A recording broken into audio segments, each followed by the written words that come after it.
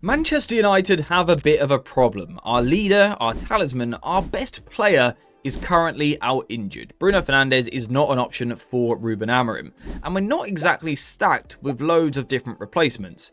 Ruben Amorim needs to find a solution. So before we talk about replacing Bruno Fernandes, we first of all need to very quickly sort of skim over what we are losing with Bruno, because we are losing our best player. We are losing the heartbeat of our team. First of all, in terms of intensity, work rate, and the standards that he sets, Bruno Fernandes is a player that week in, week out, literally runs himself into the ground for this football club. He will cover every blade of grass with his desire to score a goal and also to stop the ball going in our net. That's one thing that we are losing with Bruno. We are also losing someone who makes us tactically more versatile, because he can play in so many different positions. We sometimes see him in the first phase dropping in to pick the ball up, sometimes we'll see him picking up the ball, almost forming a back four, and then in the next moment he's playing a really advanced position in a 10, creating chances. He scores goals, he creates goals, he's our best set piece taker. Bruno Fernandes is basically everything that we want Manchester United to be, and now we are losing him. The problem is, you cannot replace what Bruno brings. I don't think there is another footballer who brings what Bruno brings. So instead, what we have to try and do is figure out which attributes we actually want to replace the most. So option number one is to bring Kobbie Mainoo into the Manchester United starting 11. He is a player that has deserved more opportunities for a long time now, and now he might finally get one. He just needs to get over that injury first. So maybe this isn't an option for Newcastle, but hopefully the games beyond that, Kobbie Mainoo could be a solution. Now you will see that initially I have Manchester United in a 4-4-2 shape, which is quite rare under Ruben Amorim, but don't worry, this is more for defensive situations. I like the balance that it brings to the team. On the ball, it's very different. We could see something very different from Manchester United with just a couple of switches. All we need to do is push one of our fullbacks further forward to join the attack. Luke Shaw in possession can play just that little bit higher, as Lisandro Martinez, Yoro and Dalot now form a back three for United. Mount, Xerxes, Sesko, Cunha and Shaw are now our front five, and United can line up in Ruben Amorim's usual shape. What I like about this is the ball playing options that we've got in these deep positions, but the fact that Kobbie Mainoo can go and play in that Bruno role. We are losing a player that can play centre mid and also 10. Kobbie Mainoo represents the ability to replace that. Kobbie is another player who could drop deep, he could help build the ball, but when we want to attack, he can get himself in between the lines. And he's actually more press resistant than what Bruno is. So as he receives that ball under pressure, he is the sort of player that can twist and turn and play in tight spaces. His footwork is absolutely fantastic. We also know that he is the sort of player that would rotate with those around him. He's happy to drop into different positions, on the left, on the right. He can pick up different zones, and that could work for Kobbie. Now, if Kobbie was given this sort of freedom to move into different positions, I think his instinct is to play more towards the left-hand side. And if we just look quickly at the players that you could get in this position over here, they are absolutely ridiculous. There are some fantastic footballers over here, although I missed my marker. There's some seriously gifted players over here that could move into these different positions. Those four combining, the technical quality would be an absolute joke. And we could see Kobbie sometimes going wide as Cunha comes inside, or Cunha might go wide, Kobbie comes in, and of course Shaw would be involved in all of those movements as well, with Lisandro Martinez sort of supplying them from that deeper position. Defensively, there's a bit more of a question, right? Because as we dropped back into a 4-4-2, you would just be a little bit worried about Kobbie Mainoo and Casemiro, because the mobility, the energy, the ability to get about the pitch and cover a lot of ground would be lacking a little bit. So Kobbie is definitely a solution for playing on the ball, but off the ball maybe not so much. Now, another option for Manchester United is to bring Ugarte into the side, into midfield. You know, he is a midfielder, so it would make sense for him to come into this position. You will notice I have also brought Aiden Heaven in for Yoro, and that's because Ugarte brings us less on the ball, so we need our defenders to do a little bit more. We need more technical quality from Lisandro Martinez, Heaven and Dalot to help us move the ball forward. Now, if this was what United went for, if this is how Ruben Amorim set up, we would see something a little bit different to the last solution. So yes, United could still end up with a front five, but I think United would now struggle potentially to release Ugarte into this position just because he's not very good there. He played there for large parts of the second half the other night and just didn't really do anything.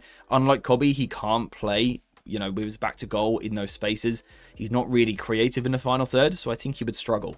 Instead, I think what you would look to do is drop him a little bit deeper and maybe just split those centre-backs a little bit wider. Maybe you would put the responsibility on Dalot, Heaven and Lisandro Martinez to be the players progressing the ball, alongside Casemiro as well. You would almost give Ugarte a safer role in possession, someone who just keeps it ticking over, who just constantly finds the spare man, whilst these guys are responsible for moving the ball forward. I think if you were doing that, you'd probably split Cunha and Xerxes a little bit wider than what you normally would, just to give them that easy access.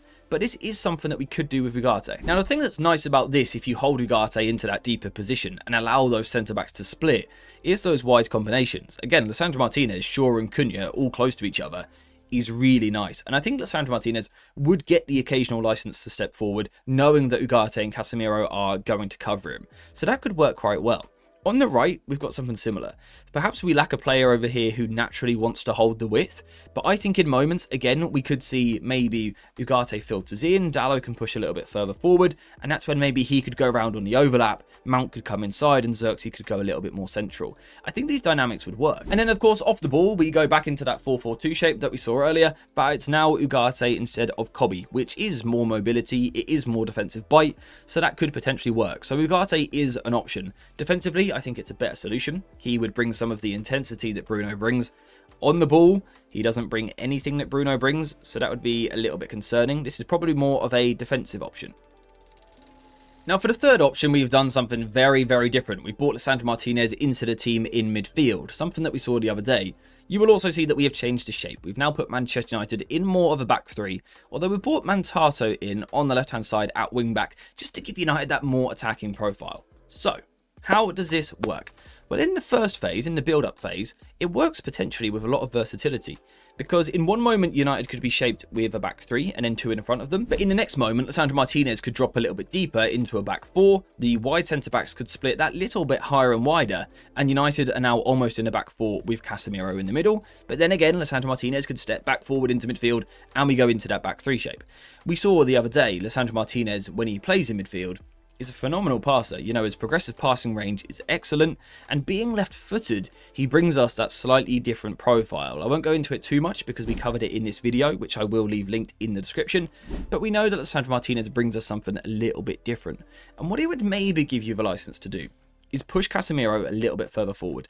Now, Casemiro is not an attacking midfielder. He's not a player that is amazing with his back to goal, but he is a goal threat. He is a goal threat. There is no doubt about that. And with Bruno and Bumo and Ahmad all missing, perhaps what you need is someone that is effective in the box, playing further forward. And maybe playing Lisandro Martinez in midfield would allow us to do that with Casemiro. Now again, if we look at the wide dynamics that we get in this system, it actually kind of works quite nicely. We know that Mount and Dalot are good together. They seem to understand each other's game. Yes, you are lacking a proper winger, but there's a good understanding there. And their ability to combine and interchange would make United dangerous. And then on the left, we've got a winger. We've got a winger with Mantato, someone who could fly forward down the left-hand side, hold some width for us, but also be a dribbling option as well, allowing Cunha to play back inside the pitch. So I think that works quite nicely. As we move to things defensively, I would worry again about Casemiro and Lisandro Martinez alone in there, only being two players by themselves. Their legs would worry me a little bit. You know, their ability to defend large spaces would be a little bit concerning. So I think for this to work defensively, you probably find yourselves in more of a back five as opposed to a four, with Cunha and Mount maybe dropping either side of the midfield to reduce gaps. But again, it's definitely a solution because you replace Bruno Fernandes' passing with Lich's passing, which isn't a bad swap. And then perhaps the final option for Ruben Amorim is to bring Mason Mount a little bit deeper into midfield. Now, Mason Mount isn't a 6 or an 8 in my opinion. He's a bit of a further forward player. However, when we talk about the United squad, we talk about Bruno Fernandes, we often say the closest player to him is Mason Mount. So maybe this is the perfect time to trial him in a deeper position. He brings a lot of the energy that Bruno brings, he brings the passing range that Bruno brings, and just the intensity, the defensive work rate. He kind of ticks a lot of those boxes. The questions are more over how it would work on the ball for United. Can Mount actually play this role? But I think he can. If we start off in the first phase, we know where the centre-backs go, and we know that Heaven steps forward alongside Casemiro. That allows Mason Mount to essentially play as a 10 in the first phase. That's absolutely fine. As United move further forward, we settle ourselves into a back three with a solo pivot. That means Mason Mount would move a little bit further forward. Can he play that role? Again, absolutely yes he can. You will also notice that I've brought Shea Lacey into the team on the right side, and that's because we should be giving opportunities to young players, but more importantly, it gives us the ability to rotate out wide. If we mark these two duos over here, Dalot and Lacey, and also Dorgu and Cunha, which I didn't mark. Dorgu and Cunha, those two on the left. Dynamics which potentially work. Maybe you're lacking a proper wide 1-versus-1 winger, but what you do get is flexibility, versatility, players that can rotate with each other and interchange and swap positions. I think this would be quite nice, and Mount is almost a perfect player to play this role going into this zone. Maybe occasionally dropping deeper and picking up the ball, but more often playing in that 10 where Bruno plays and connects with those around him. Now defensively, I'm a little bit unsure about this one, but I think I would see it dropping again into a 4-4-2. It allows you to play with Shaw and Dalot as fullbacks and Yoro and Heaven at centre-back, which just makes sense. You could even take one of these guys out for Lisandro Martinez. He could come back into the team, and you've got players playing close to their best position.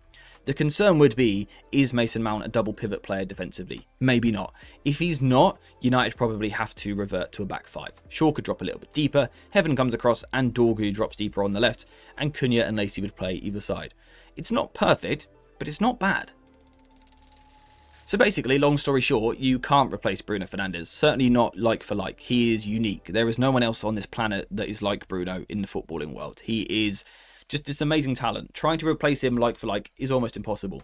But what you can do is change your system. You can be adaptable, you can evolve, you can be open to different ideas, and also you can play different types of players that can bring different things to the team. So Bruno Fernandes being out is an absolute nightmare, and United will be worse because of it.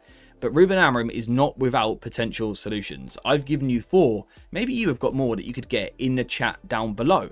Apart from that, we are now finished for today's video, so I'm going to wrap things up there. Thank you very much for watching this one. I hope you have enjoyed it. If you have, please leave a like, subscribe, and get your notifications on. And as always, I'll see you in the next one.